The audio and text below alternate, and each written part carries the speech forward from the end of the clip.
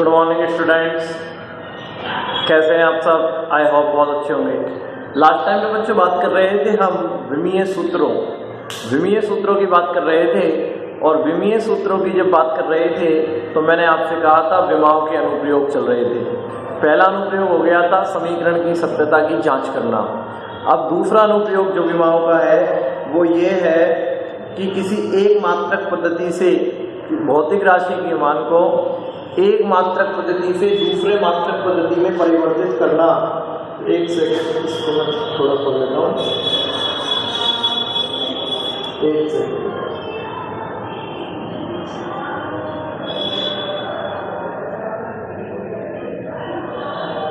किसी भौतिक राशि के मान को एक मात्रक पद्धति से दूसरे मात्रक पद्धति में परिवर्तित करना। तो आप देखिए दूसरा अनुप्रयोग है किसी भौतिक राशि के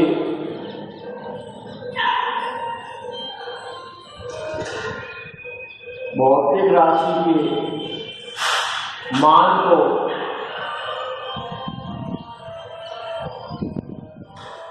एक मात्रक पद्धति से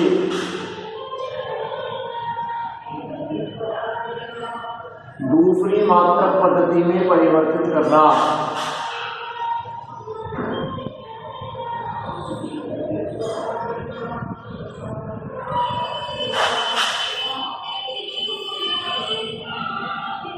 दूसरी मात्रक पद्धति में परिवर्तित करना। इसकी पीडीएफ आपको नहीं मिलेगी, पीडीएफ यहाँ ही लिख रहा हूँ सारा, जो इससे ही आपको करना है। तो दूसरा अनुप्रयोग है भौतिक राशि के मान को एक मात्रक पद्धति से दूसरी मात्रक पद्धति में परिवर्तित करना।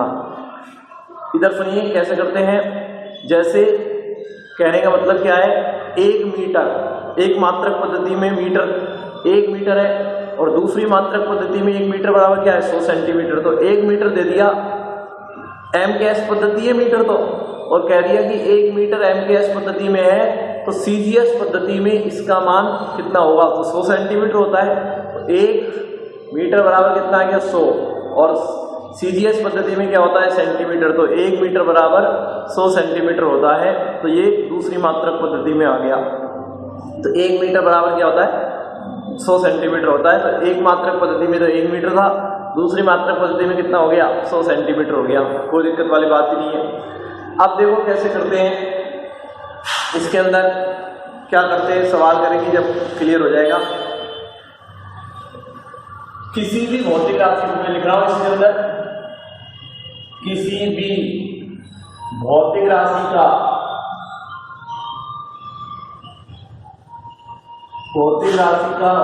पहली मात्रक पद्धति में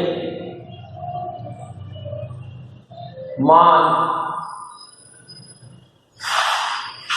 L1 है,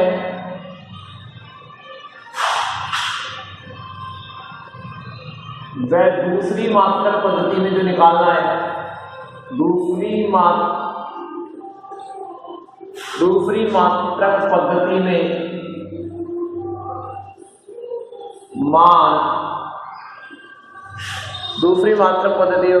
N2 है,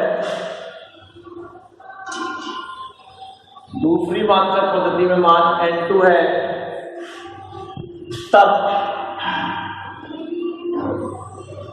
हम जानते हैं Q बराबर क्या होता है NU। कोई भी भौतिक राशि है वो NU से प्रदर्शित की जाती है। N तो उसका मान हो गया और U उसका क्या हो गया मात्रक पद्धति हो गई। तो आप कह सकते हैं Q बराबर NU होता है। तो आप कह सकते हैं इसलिए N1U1 बराबर N2U2। यानी कि पहली मात्रक पद्धति में जैसे 1 मीटर है, तो 1 मीटर बराबर 100 सेंटीमीटर। तो N1 का मान तो 1 हो गया, U का मान मीटर हो गया, N2 का मान 100 हो गया, U2 का मान सेंटीमीटर हो गया। तो कहने का मतलब है किसी भी भौतिक राशि को NU से प्रदर्शित करते हैं, और किसी भी भौतिक राशि को NU से प्रदर्शित करते हैं तब N1U1 बराबर क्या होता है N2U2 होता है। N1U1 बराबर N2U2 है। N1 तो पहली मात्रक पद्धति में मान है, U1 उसका क्या है मात्रक है, N2 दूसरी पद्धति में मान है। और U2 उसका क्या है, दूसरी पद्धति में मात्रक है। ठीक है, तो अब देखिए इसको मैं ऐसे लिख सकता हूं क्या, N1, तो ये है ही मान मात्रक, और इसका विमीय सूत्र लिख दिया मैंने, M1 की घात A, L1 की घात B और T1 की घात C। N1 तो उसका मान है पहली मात्रक पद्धति में, जैसे 1 मीटर है, तो उसके लिए विमीय सूत्र लिख दिया M1 की घात A, लंबाई की घात B, समय की घात C। N2 दूसरी मात्रक पद्धति में मान निकालना है, N2 का मान तो निकालना है दूसरी मात्रक पद्धति में कि 1 मीटर बराबर कितने सेंटीमीटर होता है, तो N2 का मान तो निकालना है ना।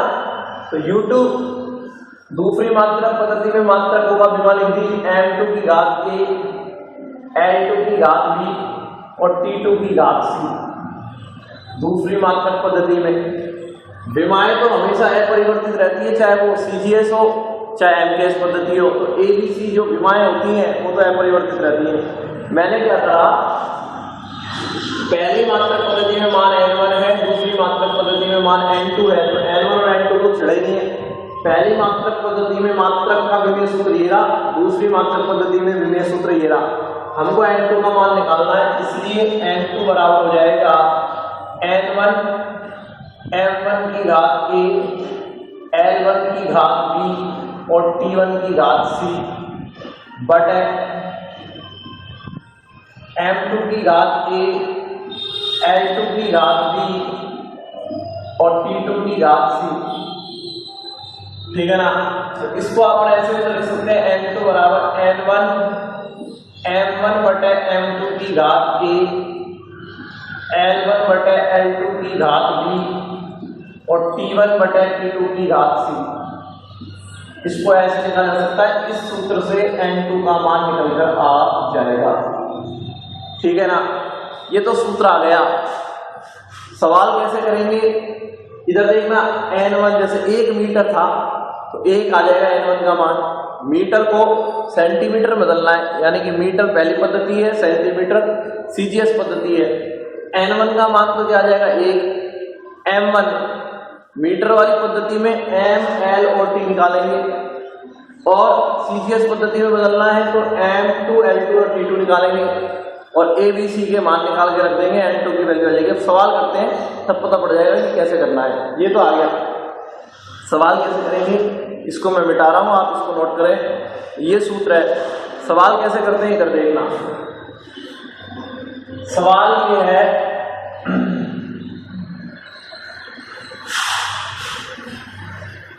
सवाल से आपको क्लियर हो जाएगा बिल्कुल कि क्या करना है। क्वेश्चन ये है, MKS पद्धति में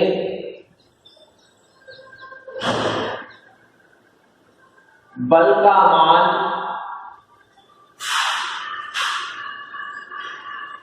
1 न्यूटन है, न्यूटन है, न्यूटन M, 1 न्यूटन लिख दिया,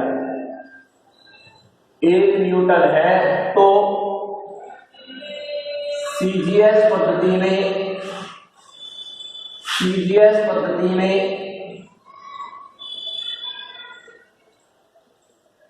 इसका मान क्या होगा, या इसका मान ज्ञात करो। अब देखो, पहली पद्धति है MKS, दूसरी पद्धति है CGS, राशि कौन सी है, बल, और उसका मान कितना दे रखा है 1 न्यूटन। MKS पद्धति में इसका मान बल का 1 न्यूटन है, CGS पद्धति में बल का मान आपसे पूछ रहा है।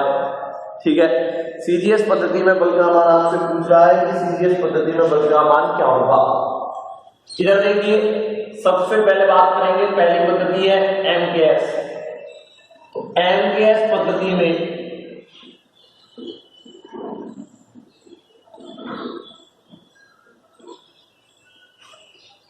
ठीक है ना, MKS पद्धति में द्रव्यमान किसमें होता है, किलोग्राम में। ठीक है ना, लंबाई किसमें होती है, मीटर में, और समय सेकंड में। तो MKS पद्धति में M1 पहली पद्धति है, ये M1 है 1 किलोग्राम, द्रव्यमान किलोग्राम ही किलोग्राम होता है, लंबाई क्या होती है 1 मीटर, और T1 का मान हो गया 1 सेकंड, ठीक है ना। और इसमें जो मान दे रखा है बल का 1 न्यूटन, N1 का मान हो गया 1, N1 का मान 1 दे रखा है। पहली पद्धति एमकेएस है, तो एमकेएस के लिए द्रव्यमान किलो में होता है, लंबाई मीटर में होती है, समय सेकंड में होता है। ये आ गया M1 L1 और T1 की वैल्यू, ठीक है।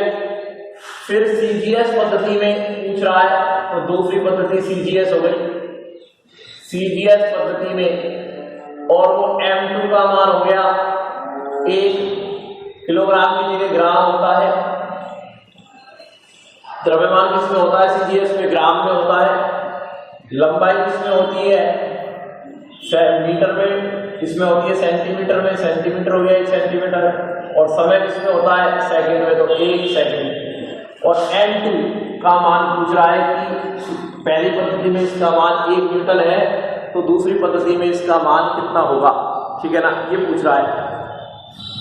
तो पहली पद्धति के लिए लंबाई द्रव्यमान किलोग्राम में, लंबाई मीटर में, समय सेकंड में है, N1 का मान 1 है। सीजीएस पद्धति में द्रव्यमान ग्राम में है, लंबाई सेंटीमीटर में, समय सेकंड में है, N2 का मान पूछ रहा है, ठीक है। कोई दिक्कत वाली बात इसमें होनी नहीं चाहिए और है भी नहीं। अब इधर देखिए क्या होगा, हमसे ये मान पूछ रहा है, अभी तक ABC के मान नहीं आए हैं। राशि है बल, बल F का विमीय सूत्र निकालेंगे, बल का विमीय सूत्र निकालेंगे, और बल का विमीय सूत्र मैं निकाल के आपको बता चुका हूं, द्रव्यमान गुणा त्वरण होता है। बल का विमीय सूत्र हो गया M1 L1 T-2। तो इससे यहां से A की वैल्यू आ गई 1, B की वैल्यू M की घात A, L की घात B, T की घात C, A की घात 1, B की घात 1 और C की घात -2 आ गई। विमीय सूत्र लिखने से A, B और C की वैल्यू पता पड़ जाएगी, पता पड़ गया, वैल्यू पता पड़ गई A, B और C की। तब हमको तो N2 का मान निकालना है, सीजीएस पद्धति में इसका मान N2 निकालना है, और N2 बराबर होता है N1, अभी फॉर्मूला पढ़ा है, M1 बटे M2 की घात A, L1 अपॉन L2 की घात B और T1 अपॉन T2 की घात C। ये आपने अभी फॉर्मूला पढ़ा है, क्योंकि मैं जानता हूं ये फॉर्मूला होता है।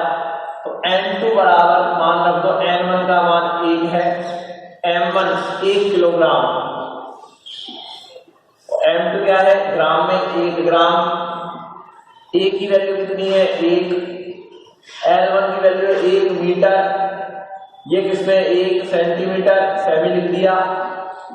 B की वैल्यू 1 है, ये कितना है 1 सेकंड, और ये भी कितना है 1 सेकंड, और घात है -2। अब इधर देखो N2 बराबर हो गया 1, किलोग्राम को ग्राम में बदल देते हैं, मीटर को सेंटीमीटर बदल देते हैं, सेकंड से सेकंड कट जाएगा।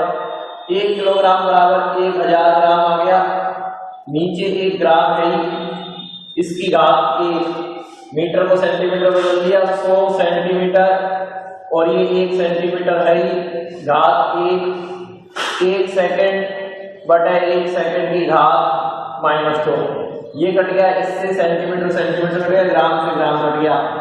N2 बराबर हो गया 1 गुणा 1000 की घात 1, 1000 आ गया, 100 की घात 1, 100 आ गया, गुणा 1 की घात -2, 1 ही रहता है, 1 की घात -2 कितना रहेगा 1 ही रहेगा, 10 की घात कितने आ गए 5, तो ये आ गया N2 का मान 10 की घात 5, 10 की घात 5 आ गया। बल का एमकेएस पद्धति में मान 1 है, तो सीजीएस पद्धति में मान 10 की घात 5 है, और बल का एमकेएस पद्धति में जो यूनिट होती है वो होती है न्यूटन, और सीजीएस पद्धति में न्यूटन होती है डाइन। ये आपको ध्यान रखनी है। मान आ गया 10 की घात 5, मान 10 की घात 5 आ गया। यूनिट क्या होती है बल की सीजीएस पद्धति में? डाइन। क्या होती है? डाइन होती है। तो डाइन होती है तो अपन क्या लिखेंगे? क्योंकि बल का सीजीएस पद्धति में मात्रक पद्धति में मात्रक डाइन होता है, इसके बाद लिखेंगे डाइन होता है। तो एमकेएस पद्धति में तो था 1 न्यूटन, सीजीएस पद्धति में मान आ गया 10⁵5 और मात्रक आ गया डाइन। मात्रक पता होना चाहिए, केवल आप इसको वैल्यू निकाल सकते हैं, मान निकाल सकते हैं, मात्रक हमको पता होना चाहिए। आगे आएगा जब आप देखेंगे। तो पहले मान था एमकेएस में 1 न्यूटन और अब मान कितना हो जाएगा 10⁵5 और मात्रक है डाइन। तो इस प्रकार से हम किसी भी सवाल को करेंगे, बल का मान निकालिए। मैं आपको एक बार दोबारा आपको बता देता हूं। इधर देखिए, सबसे पहले क्या करते हैं, एमकेएस पद्धति जो भी पद्धति रखी है, एमकेएस पद्धति तो लिख दिया। एमकेएस पद्धति में द्रव्यमान किलो में, लंबाई मीटर में, समय सेकंड में, और बल राशि जो रखी है उसका मान है 1, तो N1 का मान हो गया 1। सीजीएस पद्धति में इसका मान पूछ रहा है, तो सीजीएस पद्धति में द्रव्यमान हो गया 1 ग्राम, लंबाई हो गई 1 सेंटीमीटर, समय हो गया 1 सेकंड, और उस पद्धति में पूछ रहा है N2 का मान। फिर हमको जो राशि दे रखी है उसका विमेय सूत्र लिखना पड़ेगा। विमेय सूत्र मैं लिखना बता दिया है। वहां से A, B और C की वैल्यू आ जाएगी इस पर लगने वाली घात। फिर हम कह रहे हैं कि N2 बराबर ये फॉर्मूला होता है। N1 का मान रख दिया, पहले मात्रक में किलोग्राम, मीटर और सेकंड में है, दूसरे में ग्राम, सेंटीमीटर और सेकंड में है, घातें रख दी, इसको किलोग्राम को ग्राम में, यानी कि ऊपर वाली राशि को बदल लो जिससे कट जाए, कट जाने के बाद ये आ जाएगा तो मान आ जाएगा। दूसरी मात्रक पद्धति में मान आ गया, और जैसे ही दूसरी मात्रक पद्धति में मान आ गया तो फिर हमने क्या करा है, उसके बाद मात्रक डाइन होता है, ये आ गया। अब बच्चों आज तो मैंने ये बता दिया, आपको मैं घर के लिए एक सवाल देता हूँ, ठीक है, आप घर पर बैठ के करेंगे, फिर मैं उसको कल कराऊंगा और आगे की बात करेंगे। ये दूसरा अनुप्रयोग हो गया है। सवाल ये है आपको घर के लिए कि ऊर्जा का एमकेएस पद्धति में मान, एमकेएस पद्धति में मान, ऊर्जा का एमकेएस पद्धति में मान कितना है? एमकेएस पद्धति में मान ऊर्जा का है 1 जूल। ऊर्जा का मात्रक क्या होता है? जूल। तो सीजीएस पद्धति में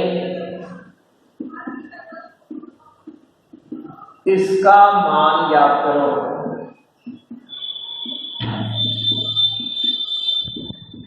एमकेएस पद्धति में मान 1 जूल है, तो सीजीएस पद्धति में इसका मान ज्ञात करना है। और बच्चों मान तो आप निकाल लेंगे, तो सीजीएस पद्धति में इसका मात्रक क्या होता है? सीजीएस पद्धति में इसका मात्रक होता है अर्घ। क्या होता है? अर्घ। तो मान तो आप निकाल लोगे और मात्रक भी तो लगाना पड़ेगा आगे, जैसे इसका डाइन था तो इसका मात्रक होता है अर्घ। क्या होता है बच्चों? अर्घ। तो वो आगे क्या लगाना पड़ेगा? अर्घ आपको लगाना पड़ेगा, ठीक है ना। तो आप करिए, फिर हम इसको क्वेश्चन करेंगे, 1-2 क्वेश्चन और करेंगे, फिर हम तीसरा अनुप्रयोग देखेंगे और आगे बढ़ेंगे। बहुत ही इंपॉर्टेंट बात चल रही है, ठीक है ना बच्चों। अब यहाँ से शुद्ध फिजिक्स चल रहा है, तो आप प्रॉपर तरीके से ध्यान दें, लगातार पढ़ें, नोट्स बनाते रहें। बहुत ही आराम से धीरे धीरे हम चल रहे हैं, जल्दबाजी हम कुछ नहीं कर रहे हैं, तो आराम से आप पढ़ें, ठीक है। धन्यवाद।